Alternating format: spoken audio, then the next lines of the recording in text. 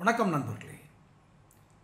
பெட்டிக்கடை முதல் அம்பானி, அதானி போன்ற பெரிய நிறுவனங்கள், ரிலையன்ஸ் வரை வெற்றி பெறுவதற்கு ஒரு 3 தாரக மந்திரங்கள் இருக்கிறது.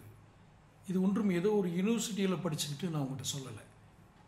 என்னுடைய அனுபவங்கள் மூலமாக நான் கற்றுக்கொண்ட அந்த மதிப்பு மிகுந்த பாடங்களை இப்போது புதிதாக தொழில் ஆரம்பிக்கும் தொழில் முனைவோர், பிஸ்னஸை டெவலப் பண்ணணும் அப்படின்னு நினைக்கிறவங்க, இவங்க எல்லாருமே இதை கற்றுக்கொண்டால் அவர்களுக்கு இன்னும் உதவியாக இருக்கும். எந்த அளவுக்கு உதவியாக இருக்கும், எப்படி அதையெல்லாம் அவர்கள் எக்ஸிஸ்டிங் பிஸ்னஸோட கொண்டு போவாங்க, இதெல்லாம் ஏற்கனவே என்னோடய மார்க்கெட்டிங் அண்ட் பிஸ்னஸ் ஸ்ட்ராட்டஜிஸ் அப்படிங்கிற கேட்டகரியில் அது இருக்குது. அப்படி நிறைய வீடியோக்கள் போட்டிருக்கேன். ஆனால் இங்கு சமூக வலைதளங்களிலும் இணையதளங்களிலும் எதற்கு முக்கியத்துவம் கொடுக்கப்படுகிறது, எந்த வகையான செய்திகளுக்கு முக்கியத்துவம் கொடுக்கப்படுகிறது என்பது எல்லோருக்கும் தெரியும். இருப்பினும் மீண்டும் அந்த முயற்சியை ஆரம்பிக்கிறேன். அந்த 3 தாரக மந்திரங்கள் என்ன? உங்கள் பிஸ்னஸை, உங்களுடைய வியாபாரத்தை உயர்த்தி உங்களை இப்போது இருக்கும் நிலையில் இருந்து நீங்கள் லட்சங்கள் சம்பாதித்து கொண்டு இருக்கிறீர்கள் என்றால் அது கோடிகளுக்கு செல்வதற்கோ, கோடிகளில் என்றால் மேலும் பல கோடிகளுக்கோ எடுத்து நிச்சயமாக இந்த தாரக மந்திரங்கள் எடுத்து செல்லும். அவை என்ன அந்த 3 தாரக மந்திரங்கள்?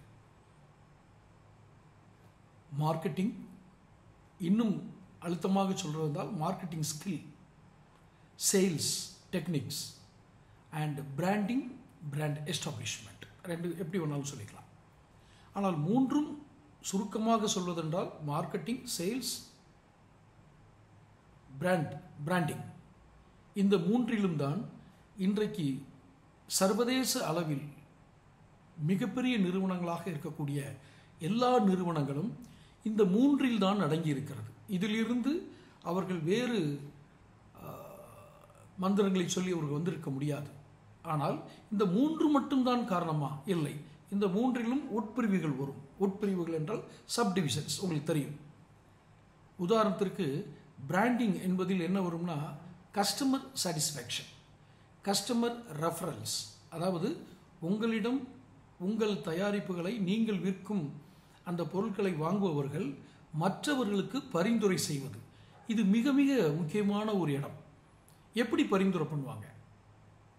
அவங்கள மோட்டிவேஷன் பண்ணுறது மூலம், இன்சென்டிவ் மோட்டிவேஷன் பண்ணுறது மூலம் பண்ணலாம். நான் சுருக்கமாக ஒரு இதுக்காக தான் சொல்கிறேன். சேல்ஸ் வேறு, மார்க்கெட்டிங் வேறு. மார்க்கெட்டிங், சேல்ஸ் இரண்டையும் வேறு வேறாக பிரித்து அறிந்தவர்கள் தான் இரண்டையுமே சரியாக செய்வார்கள். சேல்ஸ் மட்டுமே நோக்கமாக வைத்திருக்கிற நிறுவனங்கள் ஒரு குறிப்பிட்ட உயரத்திற்கு மேல் அவர்களால் வளர இயலாது. காரணம் நான் வரும் வீடியோக்களிலும் சொல்கிறேன். நீங்கள் சப்ஸ்கிரைப் பண்ணி நோட்டிஃபிகேஷன் பில் பதிவு பண்ணாதான் இந்த பதிவுகள் உங்களுக்கு சேரும். சேல்ஸ் மட்டுமே நோக்கமா?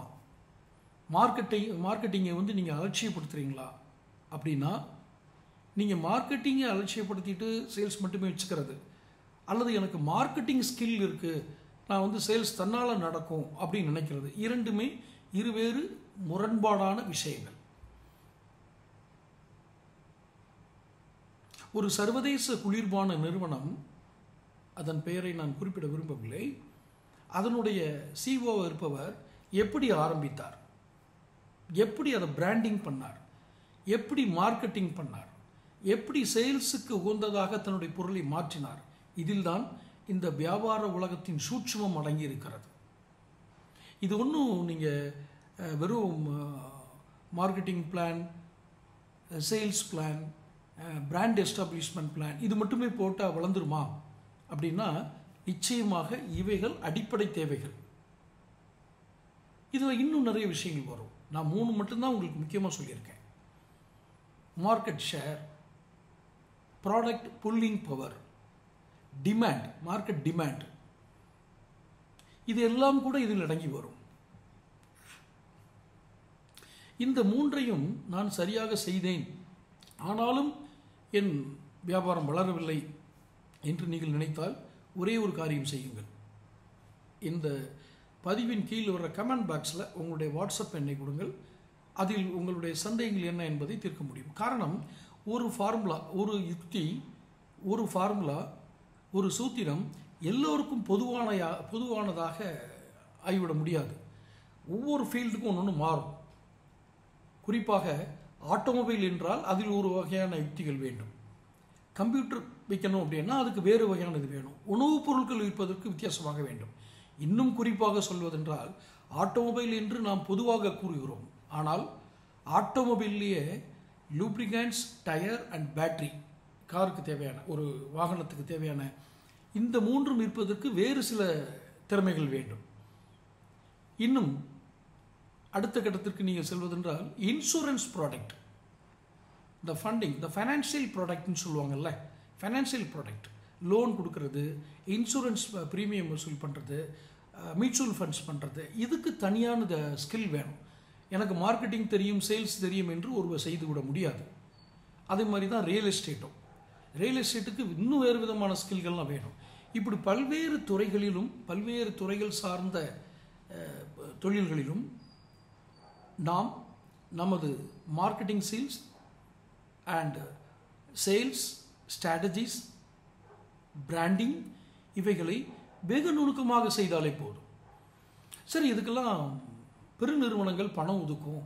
நாங்கள் ஒரு சாதாரண சின்ன முதலீட்டில் ஒரு தொழில் ஆரம்பிச்சிருக்கோம், எங்களுக்கு எப்படி இது பயன்படும் அப்படின்னு கேட்டிங்கன்னா, இதிலும் இந்த சிறு குறு நடுத்தர வியாபாரிகளுக்கும் இந்த 3 ஸ்கில்லும் எளிமையான செலவில், சிக்கனமான செலவில் கூட இதை பண்ணிடலாம். எப்படி இதையெல்லாம் தொடர்ந்து வர்ற நான் ஒரே வீடியோவில் அவ்வளவு போட்டால் உங்களுக்கு போரிங் ஆகும், அல்லது அதை முழுவதுமாக கேட்க முடியாத அளவுக்கு உங்களுக்கு நேரமின்மை இருக்கும். பல்வேறு வேலைகள் இருப்பவர்கள் எல்லோரும். இதெல்லாம் எங்களுக்கு தெரியாதா அப்படின்னு கேட்டிங்கன்னா, ஏதாவது நான் புதுசாக சொல்லியிருந்தால் அதை எடுத்துக்கலாமே. அப்போது இதுக்கு நீங்கள் செய்ய வேண்டியது சப்ஸ்கிரைப் பண்ணுங்கள், நோட்டிஃபிகேஷன் பெல் பதிவு பண்ணுங்கள், பிடிச்சிருந்தா லைக் பண்ணி ஷேர் பண்ணுங்கள்.